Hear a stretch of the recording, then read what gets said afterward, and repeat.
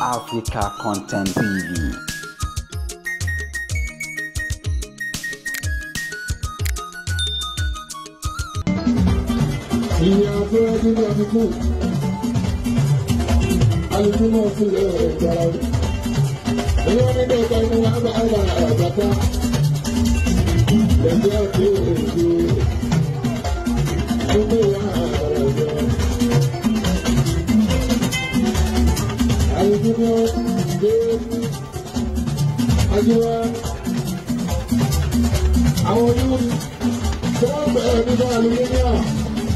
Aluminium video gallery. Àwọn yóò lábẹ́ nínú aluminium video. Àwọn lóde. Àwọn bá mi tèmi. Àwọn àtàgbàgbà. Àwọn bàbá. Àwọn bọ̀dà. Àwọn bàbá. Àwọn àti òjìrà. Àwọn tó yọ ọjọ́ ọ̀tọ̀. Àwọn yóò ṣe pé oníbi dáadáa lọ́mọdé máa bá aláàbí láàbàdà aláàbí lójú ọjọ́ ìjọ. Ẹkùn ìwọ̀dún wọn, ẹkùn ìyẹ̀bù. Kéde wá, àwọn onígbé iṣẹ́ àti wọn bá lò.